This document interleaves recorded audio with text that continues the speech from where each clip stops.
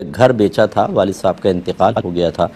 اور چھوٹے بھائی نے قبضہ کر لیا مال پر، سب کو حصہ نہیں دیا، اتنا مجھے بات بتائی گئی اور سمجھ میں بھی آئی۔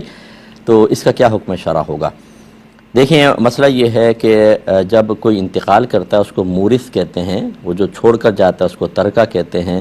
تو یہ ہونا یہ چاہیے، میں سب سے گزارش کرتا ہوں کہ اللہ آپ کو درازی عمر بالخیر عطا فرمائے، آپ کی فیملی پر آپ کا سایہ قائم و دائم فرمائے۔ لیکن جب گھروں میں ایسا ماحول ہو کہ دین ہم نے سکھایا نہ ہو اور گمان یہ ہو کہ مرنے کے بعد یہ آپس میں لڑیں گے، اور آپ کو اگر امید نہ ہو آپ کہ نہیں ہماری اولاد نہیں لڑے گی، میں آپ سے گزارش کروں گا ایک دفعہ گمان کر لیں، لڑے گی۔ دولت اتنی گندی شے ہے، بچے آپس میں بعض اوقات نہیں لڑنا چاہتے، جیسے بیٹا ہے تو اس کی بیوی اس کو فورس کرے گی کہ یہ کرو اور وہ کرو، پھر دوسرے کی بیوی، تیسرے کی بیوی، آؤٹ سائڈرز جو ہیں وہ سب پھر جو ہم نے انتشار دیکھا ہے، بعض کہتے ہیں نا 2 شادیاں کریں 3 شادیاں کریں، ان کو ذرا ان کے حشر کیا ہوتے ہیں آپ دیکھیں تو صحیح، کہ جب وہ فوت ہوتے ہیں ان کی پراپرٹی پہ ایک بیوی دوسری بیوی لڑ رہی ہوتی ہے، اولادیں لڑ رہی ہوتی ہیں اور گریبان پکڑا ہوتا ہے۔ تو یا تو اچھا ماحول بنائیں، سب کو اللہ کی رضا پہ راضی رکھیں، اور یا پھر یہ کریں جو میں کہنا چاہتا ہوں کہ آپ اس پر ایک فتویٰ لے لیں۔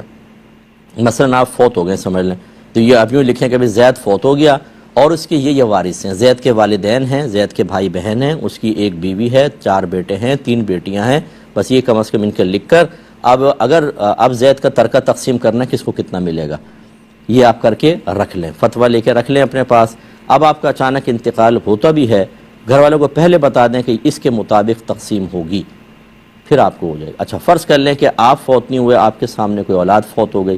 تو جس کے مال تقسیم ہوتا ہے جیسے میں نے بتایا اس کو مورث کہتے ہیں، مورث کے سامنے ہی کسی وارث کا انتقال ہو جائے تو وہ محروم رہتا ہے، نہ اسے اب ملے گا نہ اس کی اولاد کو ملے، اسے تو آپ باہر نکال دیں۔ تو پھر دوبارہ ایک اور فتویٰ لے لیں کہ زید کے یہ بچے تھے لیکن زندگی میں ایک کا انتقال ہو گیا، اب باقی کو کتنا ملے گا، اس پہ لے کے رکھ لیں اور وہ دے دیں، انشاءاللہ عز و جل بہت فائدہ ہوگا۔ اب اگر کوئی نہ مانے اولاد تو پھر ٹھیک ہے، نہ مانے تو نہ مانے، لیکن بعض اوقات ایسا ہوتا ہے اولاد کو پتہ ہی نہیں کہ کیسے تقسیم کرنا ہے، خود والدین غلط تقسیم کر کے اپنے بڑوں کی قبضے کر کے بیٹھے ہوتے ہیں، تو اولاد کو تو آپ نے یہی سکھایا نا کہ ہم نے بہنوں کا مال دبایا ہوا ہے، تم بھی اسی سنت پر عمل کرنا، تو پھر بھائی بھی آگے نہیں کرتے ہیں۔ تو اس لیے پہلا کام تو یہ کر لیں۔ باقی جتنے اس طرح کے قابض حضرات ہیں، بھائی زندگی مختصر سی ہے، ابھی یہ موت کا جھٹکا آئے گا، آپ قبر کے اندر پہنچ جائیں گے، ذرا قبرستان جا کر دیکھیں، یہ 2 گز کا پلاٹ، 200 گز کا پلاٹ، 500 گز کا، 1000 گز کے پلاٹ،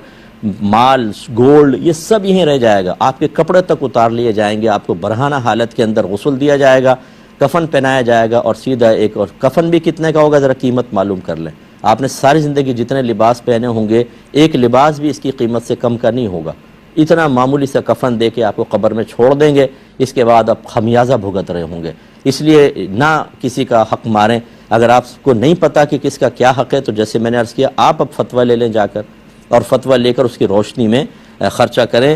یعنی حصہ دیں، اور جو اخراجات وغیرہ آپ نے بیجا کیے ہیں اس کا تاوان دیں، یہ اچھی طریقے سے ذہن میں رکھیں، ورنہ آخرت کی بربادی کا بہت بڑا سامان ہوگا۔